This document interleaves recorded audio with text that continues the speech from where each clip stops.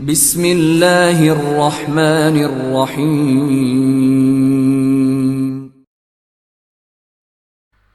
Episode 53۔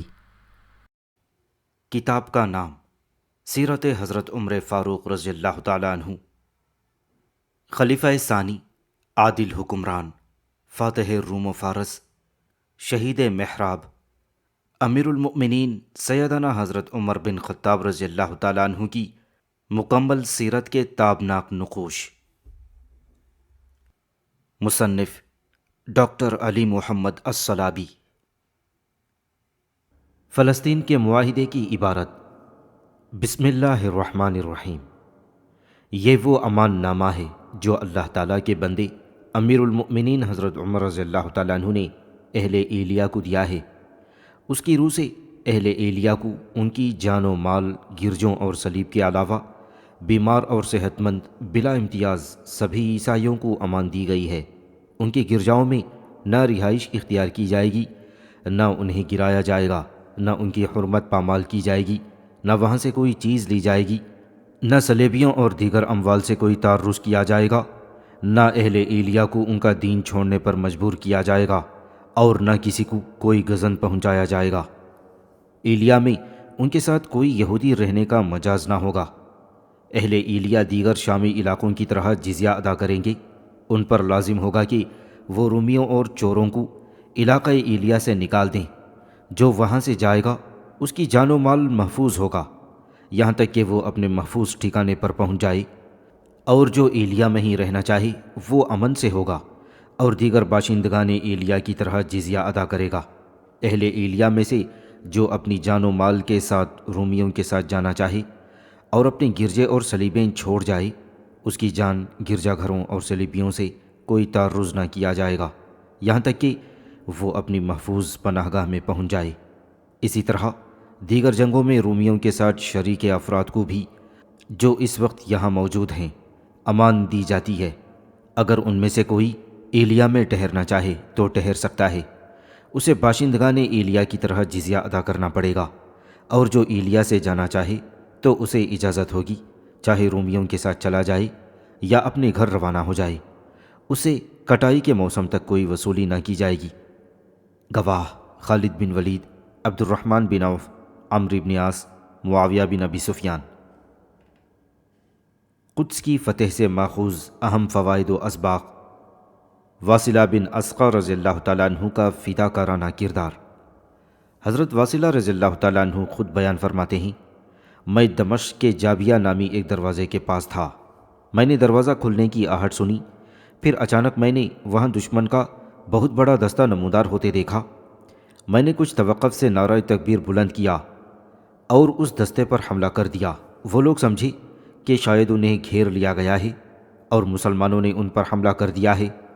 وہ بدحواس ہو کر شہر کی طرف بھاگے اور اپنے کمانڈر کو وہیں چھوڑ گئے۔ میں نے اسے نیزہ مارا اور اس کے ترکی گھوڑے سے اسے نیچے گرا دیا۔ پھر میں نے گھوڑے کی لگام تھامی اور اس پر چڑھ کر ایڑ لگا دی۔ رومیوں نے پلٹ کر دیکھا تو مجھے اکیلا پایا۔ انہوں نے میرا تعاقب کیا۔ میں نے ایک شہسوار کو نیزہ مار کر قتل کر دیا، دوسرا قریب آیا تو اسے بھی ہلاک کر دیا۔ پھر میں خالد بن ولید کے پاس پہنچا، انہیں سارا قصہ سنا دیا۔ پھر میں کیا دیکھتا ہوں کہ رومیوں کا ایک بڑا جرنیل باشندگان دمشق کے لیے امان مانگنے کی غرض سے خالد بن ولید کی خدمت میں حاضر ہو رہا ہے۔ حضرت معاذ بن جبل رضی اللہ تعالیٰ عنہ کی سفارت۔ مسلمانوں اور رومیوں کی بہت سی خونریز لڑائیوں کے بعد معرکہ فہل سے کچھ دیر پہلے رومیوں نے مسلمانوں کو پیغام بھیجا کہ ہمارے پاس اپنا کوئی سفیر بھیجو تاکہ ہم یہ جان سکیں کہ تم کیا چاہتے ہو اور کس چیز کی دعوت دیتے ہو، اور ادھر ہم بھی یہ بتا سکیں کہ ہم کیا چاہتے ہیں۔ حضرت ابو عبیدہ رضی اللہ تعالیٰ عنہ نے مسلمانوں کی طرف سے معاذ بن جبل انصاری رضی اللہ تعالیٰ عنہ کو مذاکرات کے لیے سفیر نامزد کر دیا۔ رومیوں نے حضرت معاذ کو ڈرانے، انہیں نشے میں دھت کرنے اور کمزور کرنے کے لیے ان کے استقبال کی خوب تیاری کی، دربار کو نہایت زیب و زینت سے آراستہ کیا، بہت خطرناک ہتھیاروں کی نمائش کی، زمین پر انتہائی قیمتی قالین بچھائے اور آنکھوں کو خیرہ کر دینے والے گاؤ تکیے سجا دیے۔ جن لوگوں کی نظر میں جمال ربانی سمایا ہوتا ہے وہ ایسی نمائشی باتوں سے کب متاثر ہوتے ہیں۔ حضرت معاذ رضی اللہ تعالیٰ عنہ نے ان کی ساری امیدوں پر پانی پھیر دیا۔ انہوں نے ان کے تمام آرائشی انتظامات پر حقارت کی نگاہ ڈالی، اپنے گھوڑے کی باگ بھی ان کے ہاتھ میں نہیں دی اور اپنے استقبال کے لیے بچھائے گئے قالینوں پر بیٹھنے سے انکار کر دیا۔ فرمایا کہ میں ان قالینوں پر نہیں بیٹھ سکتا، یہ تم نے اپنے کمزور اور مسکین لوگوں کو نظر انداز کر کے اپنے لیے خاص کر رکھے ہیں۔ پھر وہ زمین پر بیٹھ گئے۔ فرمایا میں اللہ تعالیٰ کے بندوں میں سے ایک عاجز بندہ ہوں، اس کے بچھائے ہوئے بچھونوں پر بیٹھتا ہوں، اللہ تعالیٰ کے مال میں سے اپنے بھائیوں پر خود کو ترجیح نہیں دیتا۔ پھر حضرت معاذ رضی اللہ تعالیٰ عنہ اور رومیوں کے درمیان گفتگو ہوئی۔ انہوں نے حضرت معاذ سے اسلام کے بارے میں سوال کیا، آپ نے تسلی بخش جواب دیا۔ پھر انہوں نے حضرت عیسیٰ علیہ السلام کے بارے میں سوال کیا تو حضرت معاذ رضی اللہ تعالیٰ عنہ نے یہ آیت پڑھی، ان مثل عیسیٰ عند اللہ کمثل آدم خلقہ من تراب ثم قال له کن فیکون۔ بے شک اللہ تعالیٰ کے نزدیک عیسیٰ کی مثال آدم کی سی ہے، اللہ نے اسے مٹی سے پیدا کیا، پھر اس سے کہا کہ ہو جا، تو وہ ہو گیا۔ سورہ آل عمران۔ حضرت معاذ رضی اللہ تعالیٰ عنہ نے رومیوں کو نہایت وضاحت سے آگاہ کر دیا کہ مسلمان کیا چاہتے ہیں۔ انہوں نے اللہ تعالیٰ کا یہ فرمان پڑھ کر سنایا، یا ایھا الذین آمنوا قاتلوا الذین یلونکم من الکفار ولیجدوا فیکم غلظہ۔ اے لوگوں جو ایمان لائے ہو، تم ان کافروں سے لڑو جو تمہارے قرب و جوار میں ہیں، اور چاہیے کہ وہ تمہارے اندر سختی پائیں۔ سورہ توبہ۔ رومیوں نے کہا کہ مسلمان اہل فارس پر اس لیے غالب آ گئی کہ ان کا شہنشاہ مر گیا تھا، لیکن ہمارا بادشاہ تو زندہ سلامت ہے اور اس کے پاس لاتعداد افراد پر مشتمل فوجی قوت بھی موجود ہے۔ حضرت معاذ نے فرمایا، بلا شبہ تمہارا بادشاہ ہرقل ہے، لیکن ہمارا شہنشاہ اللہ تعالی ہے۔ ہمارا امیر ہم میں سے ہی ایک فرد ہوتا ہے، وہ کتاب اللہ اور سنت رسول صلی اللہ علیہ وسلم کے مطابق چلتا ہے تو ہم اسے برقرار رکھتے ہیں، ورنہ معزول کر دیتے ہیں۔ ہمارا امیر نہ ہم سے چھپ کر کہیں علیحدہ رہتا ہے، نہ وہ تکبر کرتا ہے اور نہ کسی چیز کو اپنے لیے خاص کرتا ہے۔ حضرت معاذ رضی اللہ تعالیٰ عنہ نے رومیوں کی کثرت کے غرور کا جواب اس آیت مقدسہ سے دیا، کم من فئۃ قلیلۃ غلبت فئۃ کثیرۃ بإذن اللہ واللہ مع الصابرین۔ کتنی ہی چھوٹی جماعتیں بڑی جماعتوں پر اللہ کے حکم سے غالب آ گئیں، اور اللہ صبر کرنے والوں کے ساتھ ہوتا ہے۔ سورۃ البقرہ۔ جب رومی حضرت معاذ رضی اللہ تعالیٰ عنہ کو متاثر کرنے یا بہکانے پھسلانے میں ناکام ہو گئی اور ان کی زیب و زینت اور متکبرانہ تام جھام سب رائیگاں ہو گیا تو وہ حقیقت حال کی طرف پلٹے۔ انہوں نے صلح کی درخواست کی اور یہ مطالبہ بھی کیا کہ بلقا اور اس کے ارد گرد کا علاقہ انہیں دے دیا جائے۔ حضرت معاذ رضی اللہ تعالیٰ عنہ نے ان پر واضح کر دیا کہ ان کے سامنے صرف دو راستے ہیں، اسلام قبول کر لیں یا جزیہ ادا کریں، وگرنہ ان کے ساتھ جنگ ہوگی۔ یہ سن کر رومی غضبناک ہو گئے اور کہا کہ یقیناً ہم تمہیں رسیوں میں جکڑ لیں گے۔ حضرت معاذ نے فرمایا، رسیوں میں جکڑنا ناممکن ہے، اللہ کی قسم یا تو تم ہم سب کو شہید کر دو گے یا ہم تمہیں اس سرزمین سے رسوائی کی حالت میں نکال باہر کریں گے۔ پھر حضرت معاذ رضی اللہ تعالیٰ عنہ واپس تشریف لے آئے۔ حضرت معاذ رضی اللہ تعالیٰ عنہ نے اس موقع پر ایک سیاسی اور فوجی سفارت کا نہایت اہم کردار ادا کیا۔ دشمن کو اسلام کی دعوت پیش کی، اپنے مد مقابل کو دلائل پیش کرنے کے ساتھ اس پر تنقید بھی کی، رومیوں کے عیوب بھی ظاہر کیے، ان کا رعایا پر خود کو ترجیح دینے کا عیب آشکار کیا، انہیں ان کے دین و مذہب کی تعلیمات یاد دلائیں، پھر اس کے مقابلے میں انہیں اسلام کی دعوت دی۔ حضرت معاذ رضی اللہ تعالیٰ عنہ نے دشمن کی طرف سے رعب کی فضا پیدا کرنے اور نفسیاتی جنگ کے حربوں کا جواب مسلمہ حقائق سے دیا تھا، کسی ڈراوے یا رعب کا شکار نہیں ہوئے۔ پھر جب حضرت معاذ واپس آئے تو ان کے امیر نے ان سے مکمل ہم آہنگی کا اظہار کیا اور ان کی رومیوں سے کی گئی گفتگو کو درست قرار دیا۔ مسلمان ہر میدان میں جنگ سے پہلے دشمن کو اسلام کی دعوت ضرور دیتے تھے۔ قیصاریہ کی فتح میں عبادہ بن صامت رضی اللہ تعالیٰ عنہ کا کردار۔ حضرت عبادہ بن صامت رضی اللہ تعالیٰ عنہ قیصاریہ کے محاصرے میں میمنہ کے قائد تھے۔ انہوں نے اپنے ماتحت لشکر کو نصیحت فرمائی، انہیں اپنا جائزہ لینے کا حکم دیا، معاصی سے اجتناب کی تلقین کی، پھر پیش قدمی شروع کر دی۔ دشمن سے ڈٹ کر مقابلہ کیا، بہت سے رومی تحتیق کر دیے، لیکن اس حملے سے مطلوبہ نتائج حاصل نہ ہو سکے۔ وہ دوبارہ اسی جگہ آئے جہاں سے پیش قدمی کی تھی، دوبارہ اپنے ماتحت لشکر کو جہاد کی ترغیب دی اور مطلوبہ اہداف حاصل نہ ہونے پر بڑی حیرت کا اظہار فرمایا۔ انہوں نے کہا کہ اے اسلام کے فرزندوں، میں تم میں سے سب سے پرانا ذمہ دار ہوں، عمر رسیدہ ہوں۔ اللہ تعالیٰ مجھے تمہارے ساتھ مل کر دشمن سے ٹکرانے کے لیے زندہ رکھا ہے۔ پھر فرمایا، مجھے اس ذات کی قسم ہے جس کے ہاتھ میں میری جان ہے، میں نے جب بھی مسلمانوں سے مل کر مشرکوں پر حملہ کیا ہے، اللہ تعالیٰ نے ہمیں فتح سے ہمکنار کیا اور ہمارے لیے ہمیشہ میدان خالی کر دیا۔ کیا وجہ ہے کہ تم نے حملہ کیا لیکن تم دشمن کو شکست نہیں دے سکے؟ پھر حضرت عبادہ بن صامت رضی اللہ تعالیٰ عنہ نے فرمایا، اللہ کی قسم، مجھے دو باتوں کا اندیشہ ہے، یا تو تمہارے اندر خیانت ہے یا پھر تمہاری اس پیش قدمی میں اخلاص نہ تھا۔ انہوں نے اپنی زیر کمان اسلامی افواج کو سچے دل سے شہادت حاصل کرنے کا شوق دلایا۔ فرمایا کہ طلب شہادت میں تم سب سے آگے رہو گے، میدان کارزار سے نہیں پلٹو حتیٰ کہ فتح نصیب ہو یا شہادت حاصل ہو جائے۔ جیسے ہی مسلمان اور رومی نبرد آزما ہوئے، حضرت عبادہ رضی اللہ تعالیٰ عنہ اپنے گھوڑے سے نیچے اتر آئے، پیدل چلنے لگے۔ عمیر بن سعد انصاری رضی اللہ تعالیٰ عنہ نے جب انہیں اس طرح پیدل آگے بڑھتے دیکھا تو سب کو اپنے قائد کے بارے میں خبردار کیا اور انہیں بھی ان کی پیروی کرنے کی ترغیب دی۔ مسلمانوں نے پوری قوت سے حملہ کیا اور دشمن کو دھکیل کر اسی کے قلعے میں بند کر دیا۔ حکیم بنت الحارث بن ہشام رضی اللہ تعالیٰ عنہ کا کردار۔ حکیم بنت حارث بن ہشام اکرمہ بن ابو جہل رضی اللہ تعالیٰ عنہ کی بیوی تھیں۔ اکرمہ رضی اللہ تعالیٰ عنہ ایک شامی معرکے میں شہید ہو گئے۔ حکیم نے 4 مہینے 10 دن عدت گزاری۔ یزید بن ابی سفیان اور خالد بن سعید ان سے نکاح کرنے کے خواہاں ہوئے۔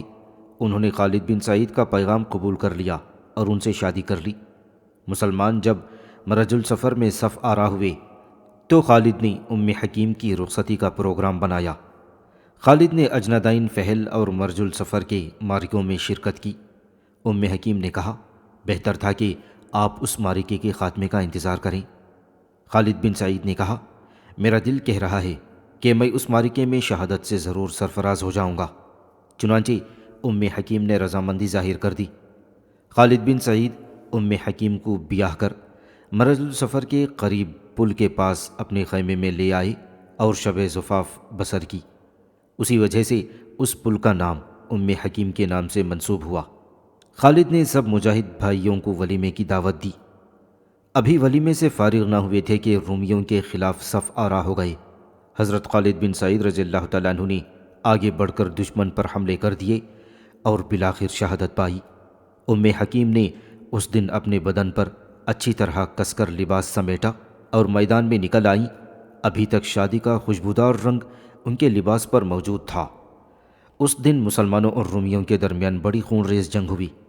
دونوں طرف سے داد شجاعت دی گئی، تلواریں چمکتی رہیں اور ایک دوسرے کا گلا کاٹتی رہیں۔ حکیم نے جس خیمے میں شب زفاف بسر کی تھی، اسی خیمے کی ایک لاٹھی نکالی اور اسی لاٹھی کے وار سے انہوں نے 7 رومی ہلاک کر ڈالے۔ شاہ روم کا فرار۔ 15 ہجری میں شاہ روم قیصر اپنے لشکروں کے ساتھ پیچھے ہٹا اور شام چھوڑ کر رومی علاقوں میں داخل ہو گیا۔ ایک قول کے مطابق وہ 16 ہجری میں پسپا ہوا تھا۔ ہرقل جب بھی بیت المقدس کی زیارت کے لیے آتا، واپسی پر کہتا، اے ارض سوریہ، تجھ پر سلامتی ہو، الوداعی سلام ہو، مگر میں ابھی تک تجھ سے سیر نہیں ہوا، میں دوبارہ آؤں گا۔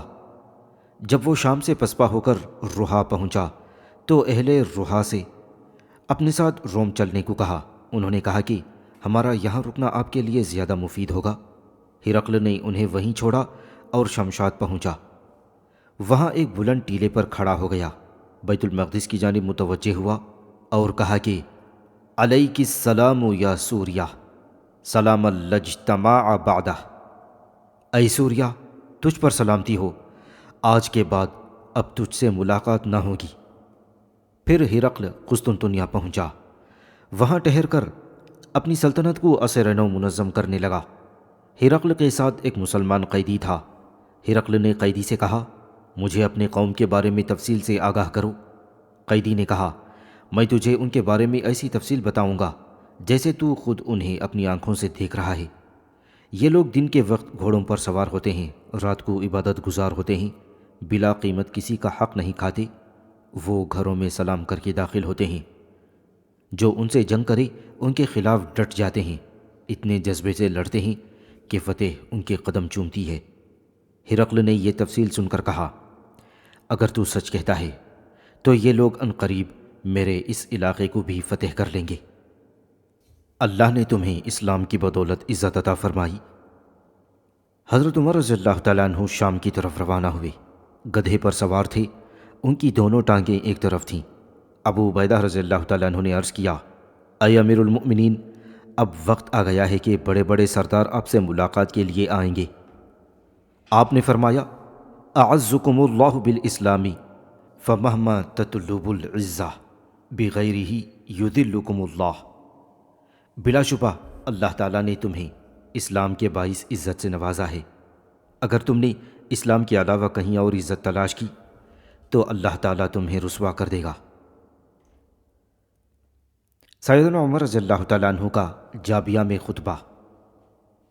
حضرت عمر رضی اللہ تعالیٰ عنہ جب جابیہ پہنچے تو آپ نے یہ خطبہ ارشاد فرمایا جیسے میں آج آپ کے سامنے کھڑا ہوں۔ بلا شبہ ایک دفعہ رسول اللہ صلی اللہ علیہ وسلم خطبہ ارشاد فرمانے کے لیے کھڑے ہوئے اور فرمایا، میرے صحابہ کے ساتھ اچھا سلوک کرو، پھر ان لوگوں سے جو ان کے بعد آئیں گے، پھر ان سے جو ان کے بعد آئیں گے، پھر ایسے لوگ آئیں گے جو قسم اٹھوانے سے پہلے ہی قسم اٹھا لیں گے، گواہی طلب کیے جانے سے پہلے ہی گواہی دینے کے لیے تیار ہو جائیں گے۔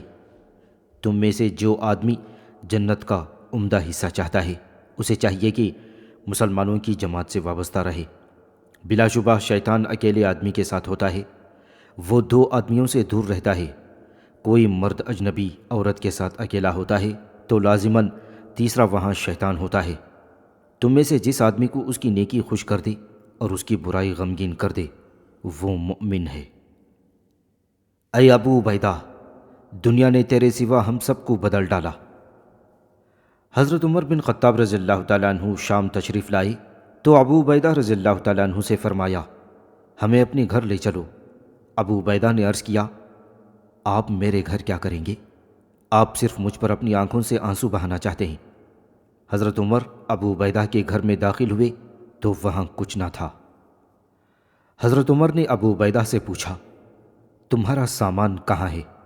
مجھے تو صرف یہاں گھوڑے کی زین، ایک پیالہ اور ایک پرانا مشکیزہ نظر آتا ہے، جبکہ تم اس علاقے کے گورنر ہو، کیا تمہارے پاس کھانا ہے؟ یہ سن کر ابو عبیدہ رضی اللہ تعالیٰ عنہ گھر میں موجود ایک ٹوکری کی طرف بڑھے، وہاں سے روٹی کے چند ٹکڑے نکال لائے۔ یہ منظر دیکھ کر حضرت عمر رو پڑے۔ ابو عبیدہ نے کہا، میں نے آپ سے یہی عرض کیا تھا کہ آپ صرف مجھ پر رونا چاہتے ہیں۔ اے امیر المؤمنین، آپ کو آرام کرنے کے لیے تھوڑی سی جگہ کی ضرورت ہونی چاہیے۔ حضرت عمر رضی اللہ تعالیٰ عنہ نے فرمایا، اے ابو عبیدہ، تیرے علاوہ اس دنیا نے ہم سب کو بدل ڈالا۔ علامہ زیبی رحمۃ اللہ علیہ اس واقعے پر اپنی حاشیے میں لکھتے ہیں، اللہ کی قسم، یہ ابو عبیدہ کا خالص زہد تھا، یہ کسی فقیری، محتاجی اور بے مائگی والی حالت نہیں تھی۔ ایک روایت میں شام اپنے باپ عروہ سے بیان فرماتے ہیں کہ سیدنا عمر رضی اللہ تعالیٰ عنہ شام تشریف لائے، پورے لشکر کے جرنیلوں اور دیگر سربرآوردہ حضرات نے حضرت عمر سے ملاقات کی۔ آپ نے دریافت فرمایا، میرا بھائی کہاں ہے؟ لوگوں نے پوچھا، کون بھائی؟ آپ نے فرمایا، ابو عبیدہ بن جراح۔ لوگوں نے عرض کیا، وہ ابھی پہنچنے والے ہیں۔ پھر تھوڑی ہی دیر بعد ابو عبیدہ اپنی اونٹنی کو ایک رسی کی نکیل ڈالے وہاں تشریف لے آئے اور سلام کیا۔ حضرت عمر نے ابو عبیدہ سے کچھ دریافت فرمایا، پھر لوگوں سے کہا، تم سب چلے جاؤ۔ حضرت عمر ابو عبیدہ کے ساتھ ان کے گھر تشریف لائے۔ انہوں نے ابو عبیدہ کے گھر میں تلوار، ڈھال اور کجاوے کے علاوہ کچھ نہ دیکھا۔ بیت المقدس کے باشندوں سے ہونے والے معاہدے کی تشریح۔ حضرت عمر نے بیت المقدس کے باشندوں کے ساتھ جو معاہدہ کیا تھا وہ اس بات کی سچی شہادت تھی کہ اسلام کسی کو مجبور نہیں کرتا بلکہ بخوشی قبول حق کی دعوت دیتا ہے۔ یہ معاہدہ اس حقیقت کی ایک زندہ جاوید گواہی ہے کہ مسلمانوں نے قدس میں موجود عیسائیوں سے ایسے حسن سلوک کا مظاہرہ کیا جو ان کے وہم و گمان میں بھی نہ تھا۔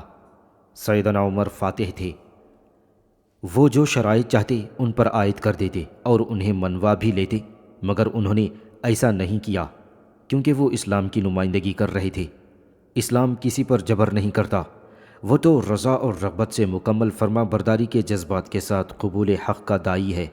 ایمان کوئی ایسی چیز نہیں کہ اسے لوگوں کو زبردستی اختیار کرنے پر زور دیا جائے، یہ تو دل کی خوشی کا عمل ہے اور دلوں کے بھید صرف اللہ ہی جانتا ہے۔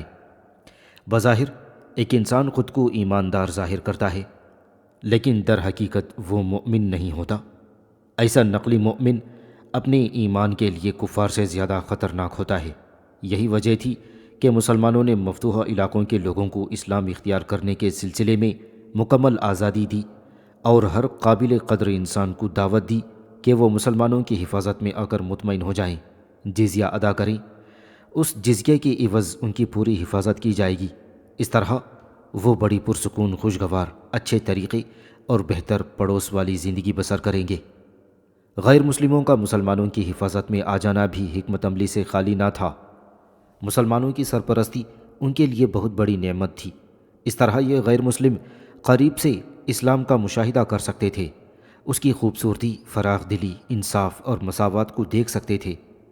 اس طرح ان پر اسلام کے وہ محاسن کھل جاتے تھے جو اسلام سے دور رہ کر ان سے پوشیدہ تھے۔ جیسے ہی وہ اسلام کے حقائق اور معارف سے آگاہ ہوئے تو گروہ در گروہ اللہ کے دین میں داخل ہو گئے۔ مسلمانوں نے تمام مفتوحہ علاقوں کے غیر مسلم باشندوں کو وہی مراعات اور امان دی جو بیت المقدس کے رہنے والوں کو دی گئی تھی۔ سیدنا عمر رضی اللہ تعالیٰ عنہ کا مسجد اقصی میں نماز ادا کرنا۔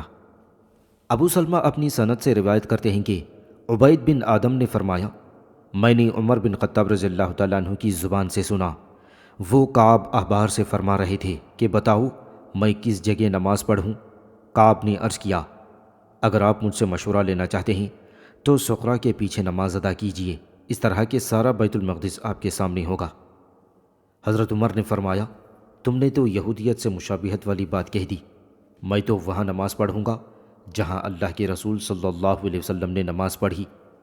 پھر قبلے کی طرف بڑھے اور نماز ادا کی، پھر سقرا کے پاس آئے، اپنی چادر بچھائی اور اس میں وہاں پر موجود کوڑا کرکٹ جمع کیا۔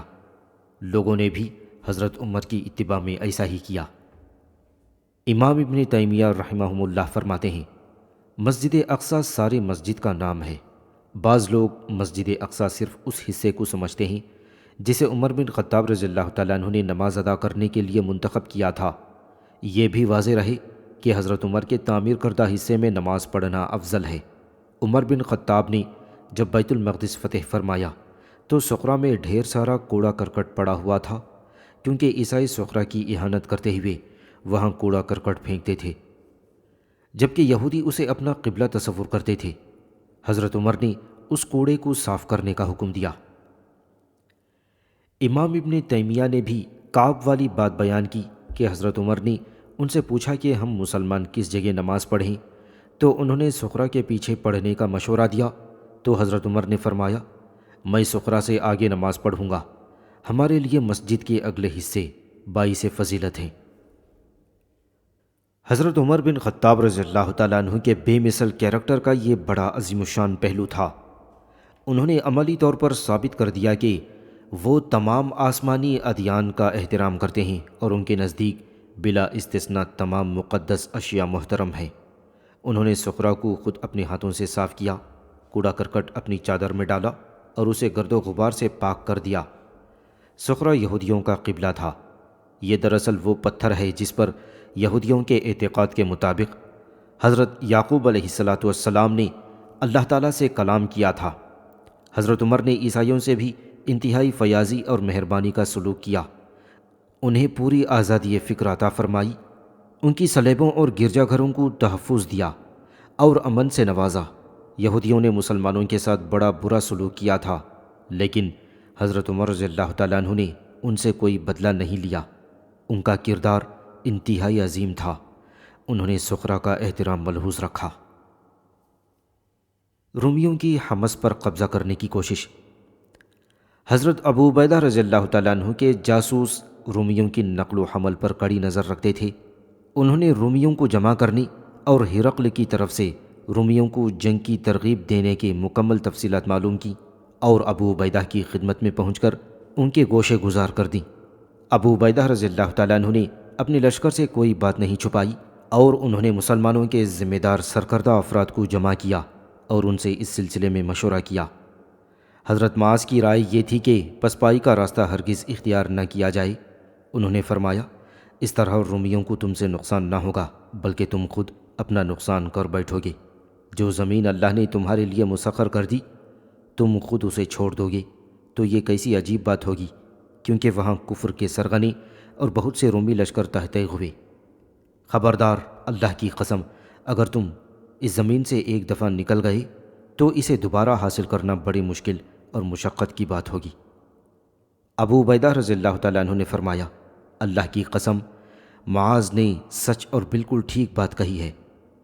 حضرت معاذ رضی اللہ تعالیٰ عنہ کے مشورے کے باوجود حالات کسی اور طرف جا رہے تھے۔ مسلمانوں نے اہل حمص سے جو جزیہ یا خراج وصول کیا تھا وہ سب واپس کر دیا۔ ابو عبیدہ نے حبیب بن مسلمہ کو حکم دیا کہ جس قوم سے ہم نے اس کی حفاظت کے عوض یہ اموال وصول کرنے پر مصالحت کی تھی انہیں ان کے اموال واپس کر دو، کیونکہ جب ہم ان کی حفاظت سے قاصر ہیں تو ان کے اموال ہمارے لیے کسی طرح جائز نہیں۔ پھر اہل حمص سے فرمایا، اے لوگوں، ہم اپنے وعدے پر قائم ہیں، ہم اپنا وعدہ اس وقت تک نہیں توڑیں گے جب تک کہ خود تم عہد شکنی نہ کرو۔ ہم تمہیں یہ مال صرف اس لیے واپس دے رہے ہیں کہ ہمیں یہ گوارا نہیں کہ تمہارے اموال تو لے لیں مگر تمہارے شہروں کی حفاظت نہ کر سکیں۔ ہم کچھ وقت کے لیے یہاں سے ہٹیں گے، مزید کمک منگوائیں گے، پھر دشمن کا مقابلہ کریں گے۔ اگر اللہ نے ہمیں کامیابی سے ہمکنار فرما دیا تو ہم تم سے اپنا عہد نبھائیں گے، ہاں اگر تم عہد نہ نبھانا چاہو تو تمہاری مرضی۔ صبح کے وقت ابو عبیدہ رضی اللہ تعالیٰ عنہ نے اسلامی لشکر کو دمشق کی طرف کوچ کرنے کا حکم دے دیا۔ حبیب بن مسلمہ نے اہل حمص کو ان سے لیے گئے تمام اموال واپس کر دیے اور انہیں ابو عبیدہ رضی اللہ تعالیٰ عنہ کا پیغام سنا دیا۔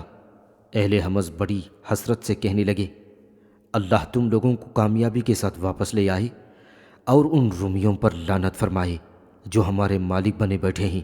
اللہ کی قسم، اگر آپ کی جگہ وہ ہوتے تو ہمارے اموال ہرگز واپس نہ کرتے، سب غصب کر لیے جاتے، بلکہ ہم سے اور بھی بہت کچھ چھین لیتے۔ اے مسلمانوں، تمہاری حکومت اور انصاف ہمیں اپنے رومیوں کے ظلم و تعدی کے مقابلے میں زیادہ عزیز ہے۔ حضرت ابو عبیدہ رضی اللہ تعالیٰ عنہ نے اس رات جس دن وہ حمص سے دمشق کی طرف روانہ ہوئے، سفیان بن عوف کو حضرت عمر کی طرف بھیجا گیا، حکم دیا کہ تم امیر المؤمنین کے پاس جاؤ، میرا سلام کہو اور جاسوسوں کے ذریعے سے ملنے والی خبریں اور آنکھوں دیکھا حال ان کے گوشے گزار کر دو، ان سے دشمن کی کثرت اور مسلمانوں کا وقتی طور پر حمص چھوڑنے کا تذکرہ بھی کرو۔ ابو عبیدہ نے ایک خط بھی لکھ کر دیا جس میں لکھا تھا، میرے جاسوس دشمن کی سرزمین سے اس علاقے کی خبر لائے ہیں جہاں قیصر روم ٹھہرا ہوا ہے۔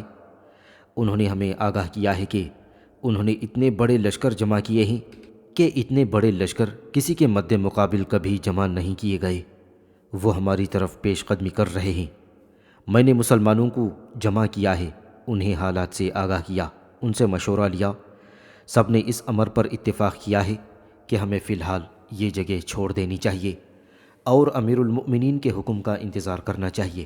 آپ کی خدمت میں میں ایسا شخص بھیج رہا ہوں جسے ہم سے زیادہ سابقہ اور موجودہ حالات کی پوری خبریں ہیں۔ آپ جو بات پوچھنا چاہیں اس سے پوچھ سکتے ہیں۔ وہ مکمل آگاہی رکھنے والا نہایت ایماندار آدمی ہے۔